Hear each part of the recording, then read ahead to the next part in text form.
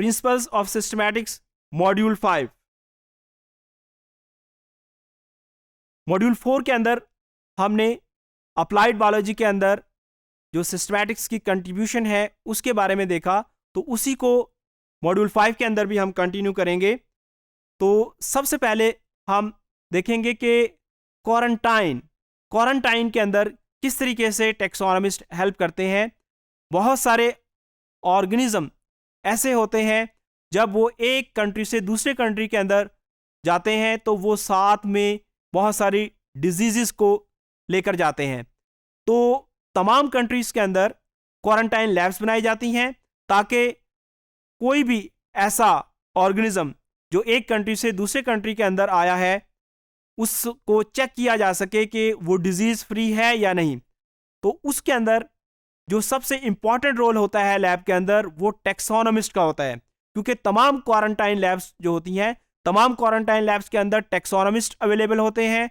वो आइडेंटिफाई करते हैं ऑर्गेनिजम्स को कि ये हमारा नेटिव ऑर्गेनिज्म है या कि एक ऐसा ऑर्गेनिज्म है जो कहीं दूसरी जगह से आया है, ताकि ये ना हो कि ये इन्वेसिव स्पीशीज हो और किसी कंट्री के अंदर आके ये तबाही फैलाए।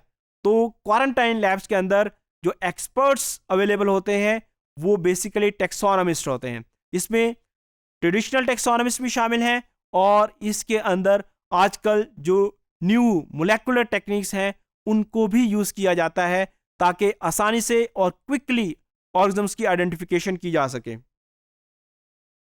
इसी तरीके से वाइल्ड लाइफ मैनेजमेंट के अंदर टैक्सोनॉमिस्ट इंपॉर्टेंट रोल प्ले करते हैं, क्योंकि बहुत सारे ऑर्गेनिजम्स ऐसे हैं जो बहुत रेयर होते हैं, इंडेंजर्ड होते हैं और उनकी हंटिंग शूटिंग के ऊपर बैन होता है।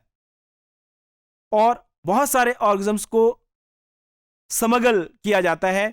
इन तमाम चीज़ों से बचने के लिए जो टैक्सोनॉमिस्ट हैं उनकी हेल्प की जाती है। इवन बहुत सारे ऑर्गेनिज्म ऐसे होते हैं जिनको एक कंट्री से दूसरे कंट्री के अंदर प्रोसेस फॉर्म के अंदर शिफ्ट किया जाता है, क्योंकि जब ऑर्गेनिज्म की प्रोसेसिंग हो जाती है तो उसके बाद उनको पहचानना बहुत मुश्किल होता है। यानी बहुत सारे ऑर्गेनिज्म का मीट बहुत फेमस होता है, कॉस्टली होता है, तो एक कंट्री से दूसरे कंट्री के अंदर उसका जो मीट है उसको प्रोसेस करके ट्रांसफ़र किया जाता है। तो ऐसे केसेस के अंदर टैक्सोनॉमिस्ट अपना रोल प्ले करते हैं, क्योंकि आजकल मोलेकुलर टेक्निक्स अवेलेबल हैं। उसमें किसी भी जो प्रोसेस जो मटेरियल होता है उसका पार्ट लिया जाता है और उसको जो ऑलरेडी अवेलेबल डेटाबेस होता है उसके साथ कंपेयर करके चेक कर लिया जाता है कि ये जो प्रोसेस मटेरियल है ये किसी ऐसे ऑर्गेनिज्म से बिलोंग तो नहीं करता जिसके ऊपर बैन है। तो उसमें टैक्सोनॉमिस्ट अपना इंपॉर्टेंट रोल प्ले करते हैं।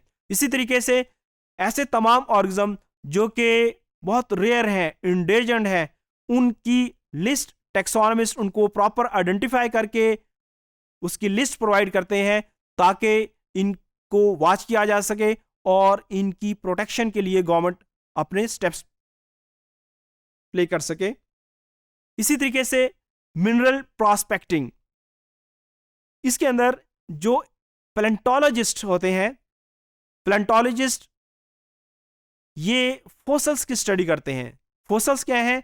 ये प्लांट्स और एनिमल जो पुराने ज़माने के अंदर मौजूद थे और किसी वजह से वो ज़मीन के अंदर दब गए, आज उनके बाकियात हमें मिलते हैं। तो ये तमाम मटेरियल जो है इनको हम फोसल कहते हैं। तो जो टैक्सोनॉमिस्ट हैं, क्योंकि ये फोसल्स की स्टडी करते हैं और बहुत सारे फोसल जो एनिमल्स या प्लांट्स ये बेसिकली हमें इम्पॉर्टेंट इंफॉर्मेशन देते हैं कि जिस जगह पे ये मौजूद हैं वहाँ पे मिनरल्स मौजूद हैं या नहीं। तो जो पैलेंटोलॉजिस्ट हैं या जो टैक्सोनॉमिस्ट हैं ये उन ऑर्गेनिज्म को आइडेंटिफाई करके उनकी डिस्ट्रीब्यूशन का एक मैप बनाते हैं। उससे गवर्नमेंट को आसानी होती है ये ट्रेस करने में कि जो मिनरल्स हैं वो किस किस इलाके के अंदर अवेलेबल हैं। तो मिनरल प्रॉस्पेक्टिंग के अंदर जो टैक्सोनॉमिस्ट हैं वो अपना इंपॉर्टेंट रोल प्ले करते हैं।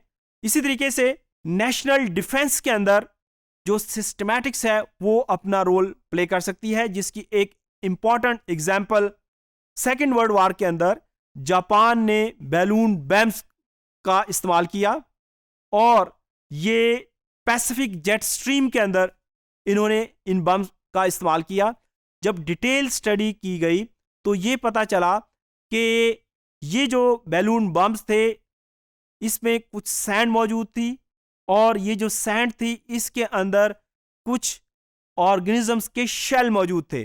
जब टैक्सोनॉमिस्ट ने डिटेल स्टडी की तो ये पता चला कि किस बीच से इस सैंड को लिया गया है जहां पे इस किस्म के जो शेल वाले ऑर्गेनिज्म मौजूद हैं, फिर उन एरियाज को टारगेट किया गया और जहां उनकी लॉन्चिंग साइट्स थी उनको डिस्ट्रॉय किया गया। तो टैक्सोनॉमिस्ट ने अपनी स्टडी के जरिए ये मालूम किया कि ये जो बॉम्ब है बेसिकली किस इलाके से आए हैं। इसी तरीके से इन्वायरमेंटल प्रॉब्लम्स को सॉल्व करने के अंदर टैक्सोनॉमिस्ट इंपॉर्टेंट रोल प्ले करते हैं। बहुत सारे जो फाइटोप्लैंक्टन और जूओप्लैंक्टन है दे आर हाईली सेंसिटिव। ये इन्वायरमेंट के अंदर थोड़ी भी चेंज होती है उसको फौरन से डिटेक्ट करते हैं और रिस्पॉन्ड करते हैं। अब जो टैक्सोनॉमिस्ट होते हैं वो क्या करते हैं, वो ऐसे ऑर्गेनिज्म की लिस्ट बनाते हैं और इन ऑर्गेनिजम्स को यूज किया जाता है to monitor the environmental conditions. तो टैक्सोनॉमी बेसिकली इन्वायरमेंटल कंडीशंस को मॉनिटर करने के लिए या प्रिडिक्शंस के लिए इस्तेमाल की जा सकती है।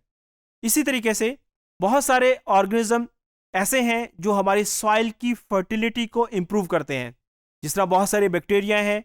इसी तरीके से बहुत सारे इन्वर्टिब्रेट जिसके अंदर अर्थवॉर्म शामिल है। ये तमाम ऑर्गेनिज्म सॉइल की फर्टिलिटी के अंदर इंपॉर्टेंट रोल प्ले करते हैं। टैक्सोनॉमिस्ट ऐसे तमाम ऑर्गेनिज्म्स को आइडेंटिफाई करते हैं, उनका एक डाटा बनाते हैं और इस डाटा को शेयर करते हैं गवर्नमेंट के साथ, ताकि इन ऑर्गेनिज्म को इस्तेमाल करते हुए जो सॉइल की फर्टिलिटी है उसको इंप्रूव किया जा सके। इसी तरीके से टैक्सोनॉमिस्ट जो किसी भी कंट्री की जो फाइनेंशियल पोजीशन है उसको बेहतर बनाने के अंदर इंपॉर्टेंट रोल प्ले कर सकते हैं, क्योंकि बहुत सारे ऐसे ऑर्गेनिज्म हैं जिनके जो प्रोडक्ट हैं वो हाईली वैल्यूएबल होते हैं। अगर इन प्रोडक्ट्स को लार्ज स्केल के ऊपर प्रोड्यूस करवाया जाए तो उससे फॉरेन रेवेन्यू जनरेट किया जा सकता है। जिस तरीके से हनी की बहुत सारी स्पीशीज हैं। टैक्सोनॉमिस्ट ये आइडेंटिफाई करते हैं कि कौन सी स्पीशीज ऐसी है जो ज्यादा हनी की प्रोडक्शन करती है। इसी तरीके से सिल्क की जो प्रोडक्शन, सिल्क टेक्सटाइल इंडस्ट्री के अंदर बहुत ज्यादा यूज होता है और इसकी प्रोडक्शन के अंदर सिल्क वार्म जो कि बॉम्बिक्स मोरी है, ये एक इंसेक्ट है जो कि कॉकून बनाता है। इस कॉकून के अंदर जो सिल्क होता है उसको टेक्सटाइल इंडस्ट्री के अंदर यूज किया जा सकता है। टैक्सोनॉमिस्ट आइडेंटिफाई करते हैं कि कौन सी स्पीशीज सिल्क वार्म की बेहतर है, जो बेहतर क्वालिटी का सिल्क प्रोड्यूस कर सकता है, ताकि इस स्पीशीज को यूज करते हुए इसको कमर्शियल लेवल के ऊपर यूज किया जाए और ज्यादा क्वालिटी के अंदर, क्वालिटी वाला और ज्यादा क्वांटिटी के अंदर सिल्क प्रोड्यूस किया जाए, ताकि बजाय ये कि हम बाहर के कंट्रीज से सिल्क मंगाएं, हम लोकल सिल्क प्रोड्यूस करें। इसी तरीके से लाख एक इंसेक्ट है जो रेजन्स प्रोड्यूस करता है, जिसको वार्निश के अंदर, डाइस के अंदर इस्तेमाल किया जा सकता है। ये भी टैक्सोनॉमिस्ट आइडेंटिफाई करते हैं कि कौन सी स्पीशीज को हमने यूज करना है जो ज्यादा वैल्यूएबल है। इसी तरीके से बहुत सारे ऑर्गेनिज्म के जो बाय प्रोडक्ट होते हैं उनसे हम मुख्तलिफ किस्म के डाइस बनाते हैं, तो इसमें भी टैक्सोनॉमिस्ट आइडेंटिफाई करते हैं कि कौन सी स्पीशीज है जिसको हमने यूज करना है। तो इस मॉड्यूल के अंदर हमने देखा कि जो टैक्सोनॉमिस्ट है ये अपनी जो कंट्रीब्यूशन है मुख्तलिफ फील्ड्स के अंदर देते हैं और उससे ना सिर्फ बहुत सारे डिजीज़ से हम बच सकते हैं बल्कि हम फॉरेन रेवेन्यू भी जनरेट कर सकते हैं।